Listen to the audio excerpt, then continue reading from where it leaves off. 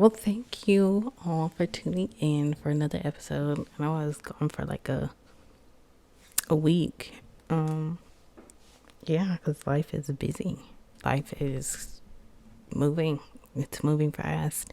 And so if I don't have these like pre-recorded thought bubbles, it's just probably not gonna happen. That is part of the reason why y'all got an old first episode in the original.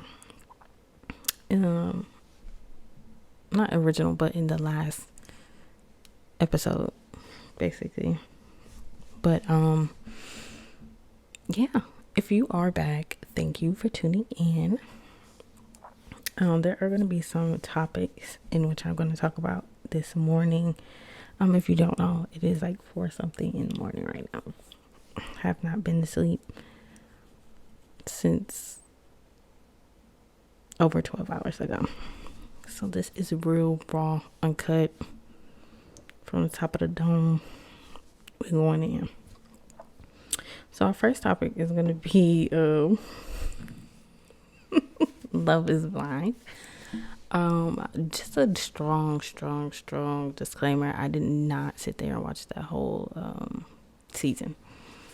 The most recent one with Jackie and Marshall and them. I did not sit up there and watch all that. But what I did do, I don't even have the thing on. Hold on. Yeah, I didn't watch that season, except for like episode 5 and down or 6 and down. So either which way it go, I was able to see the whole tobacco with Marshall and Jamie sitting on that couch. Sorry, not Jamie, but Jackie sitting on that couch, and how she's basically telling him they're not compatible and she's not giving him the ring back, and etc. My whole viewpoint on that is, number one, I feel like that conversation should have been had a while ago. Like, if you knew you were not completely sold, because even after that they had the reunion and all this other stuff came out about how she was talking mess about my partner, basically, to her friends, and saying how he wasn't what she wanted and things of that nature, which is cool, but I lie, it's not cool. You should definitely explain that to somebody that you were potentially trying to marry, because what the fuck, like, why would you not sit there and have that conversation about how their mannerisms aren't what you're looking for in a partner, and this, that, and the third. Compatibility is a huge part of relationships in general. So I will never understand why you did not have that conversation. But 2, to keep a ring that symbolizes someone's love and affection for you, and supposedly the future union between the two, that's mutual understanding, and assuming that you feel the same way about them. So why would you want to keep something that symbolizes that when you don't feel the same way? I feel like you're just very petty and immature. But she said that, and I'm not going to put all of this on Jackie, because even Marshall himself said that Jackie was a project to him, and that he what did he say? He was basically trying to be Mr. Fixer-Upper. And you cannot do that. There should never be a point in your relationship where you feel like you need to fix your partner. If you ever come to that conclusion, maybe that's just not the right partner for you. But never once should you go into something talking about, I'm trying to fix you. And that's my 2 cents. 2 cents on Jackie and Marshall. It's just a couple that never should have been. And maybe I'll do an episode or just another segment in general where I'm breaking down the episodes, watching from the beginning. I don't know. Just talk off the dome. I don't know. But anyway, because there's more about the couples that were on this season. I did another strong disclaimer. I've never sat down and watched Love is Blind, honestly. But in this season, the couples that I've seen were just kind of outrageous. So that's going to be enough for me. Speaking of connection and compatibility, though, I saw this tweet about how a lot of people have connections, but they're not necessarily compatible. And I was like, huh? And they were describing like people in relationships and things like that. And I was like, the way they put that really made a lot of sense, because it was like, when I look back on my love life, yeah, I could see where it's a lot of connection there. Like, it's a lot of strong, what's the words I want to use? Like, it's a lot of fire, a lot of passion, a lot of heavy hit emotions, and it's like easy connect, but it's not a lot of compatibility. So for the long run, it is not going to work. It's literally going to be there and be like, okay, we're good for maybe 6 months of pure just cupcake infatuation, like whirlwind roller coaster, right? But the more you get to know the person and their habits and who they actually are, it's like, I don't think that compatibility thing is really given. Isn't really given in this relationship. So, for context, I'm going to read the definition of connection. And the connection in the first noun means a relationship in which a person, thing, or idea is linked or associated with another person. And then another one would be, okay, none that apply, basically. Okay, so keeping that in mind, that's connection. And compatibility is compatibility is an adjective, and it says of two things able to exist or occur together without conflict. Dun dun dun. Of two people able to have a harmonious relationship, well suited. And when I come to that conclusion, and when I've actually sat there and really like thought about it, none of my relationships have been based on compatibility. Like the two boyfriends that I've actually had in my lifetime, no compatibility, but all connections. Any sneaky link I had, pure connection. Any situationship I've had, pure connection, no compatibility. It's like, what do we even have in common? Or do we even have enough in common to where we are well suited?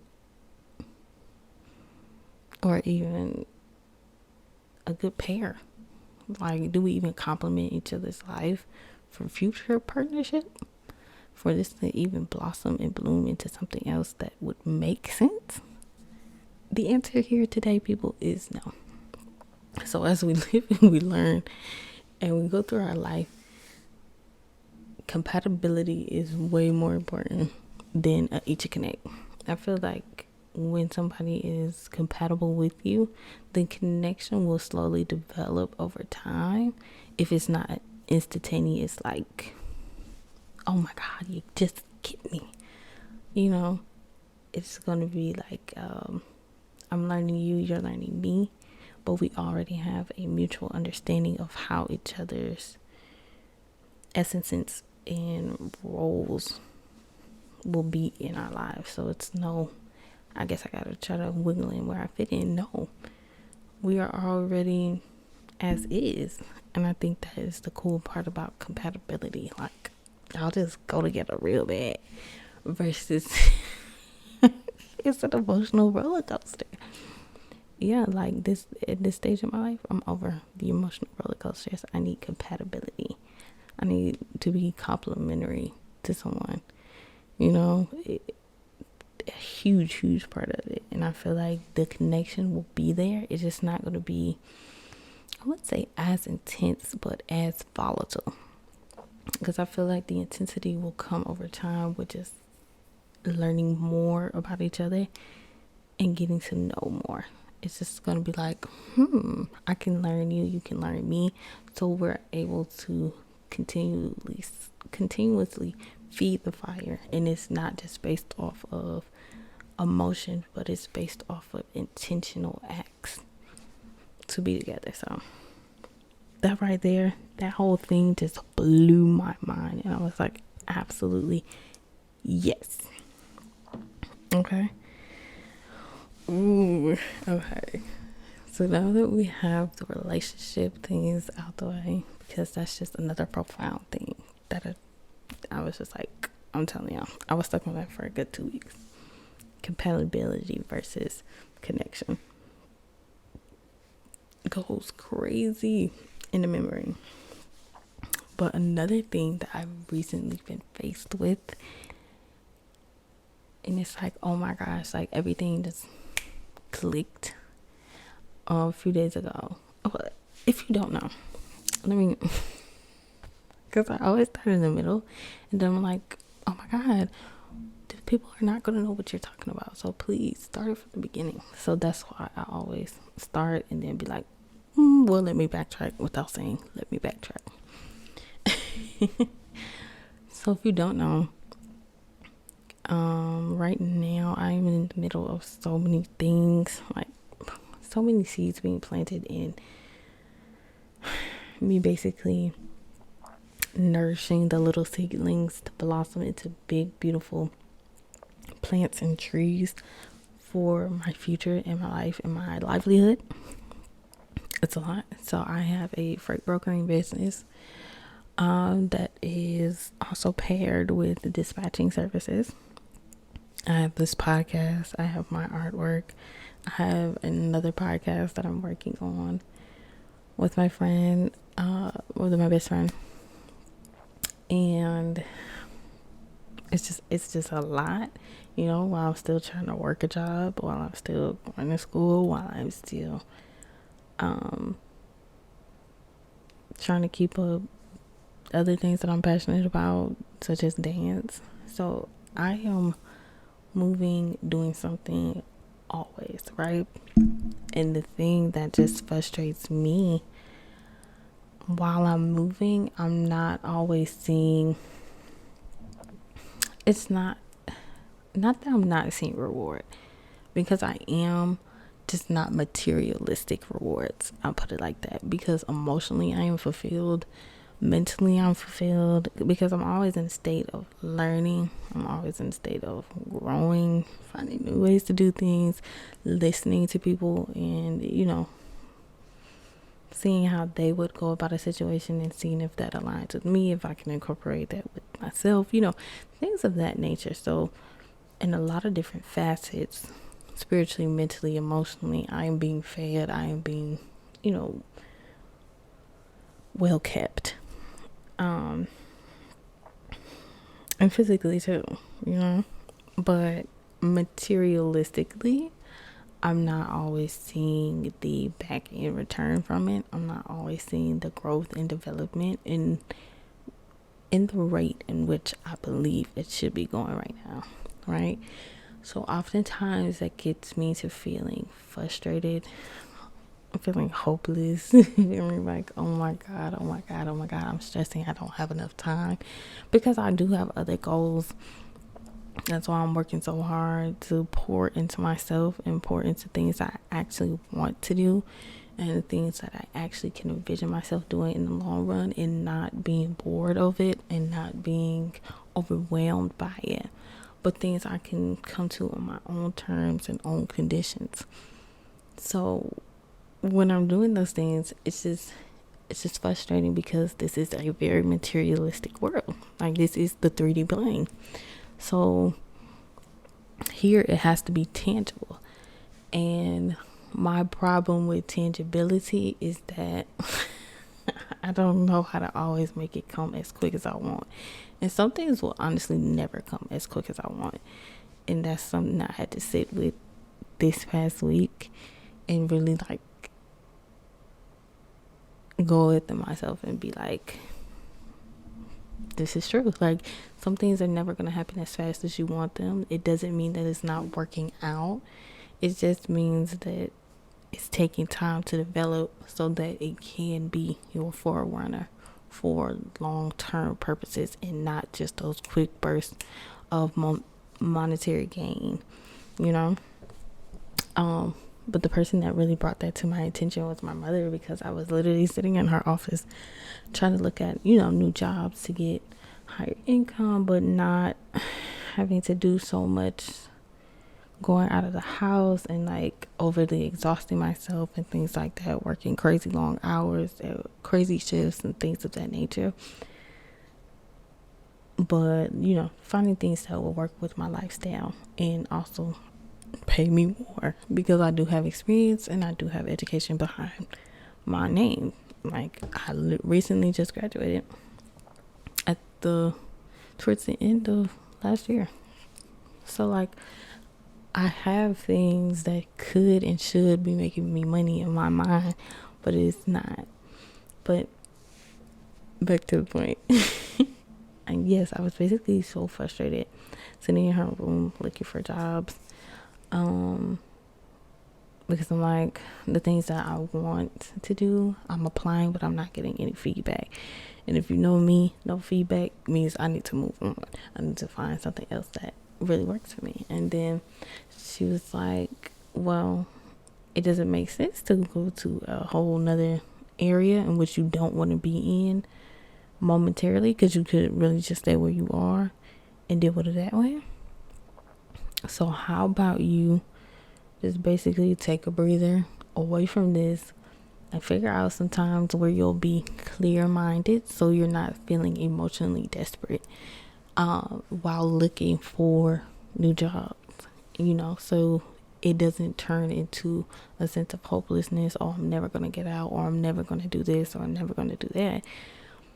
But where you are level-headed and clear-minded.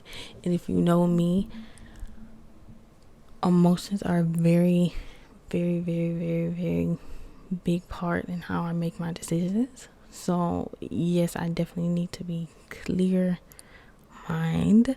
I need to be clear of heart and able to see a clear path when I am making decisions, because it is very easy for me to get just high up on the scale of intense emotions, good, bad, or indifferent. So when she said that, that made so much sense to me. And it's like, yeah, you do, because you tweaking right now. It is no need to, because whatever's going to happen is going to happen, and what's meant for you will always come to you. So you need to calm down and take you a breather, and really focus on what you actually want instead of what you don't want, because the more you focus on what you don't want, it's the more that it's going to come to you. So when we were having a conversation, I was just like, oh my gosh, she is so right. She is so right.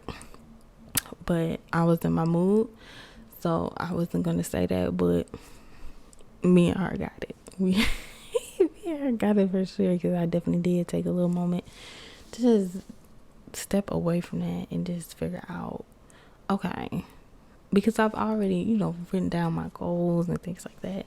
So how are you going to stick to this? How are you going to stand tall when it's not really giving you monetary gain right now?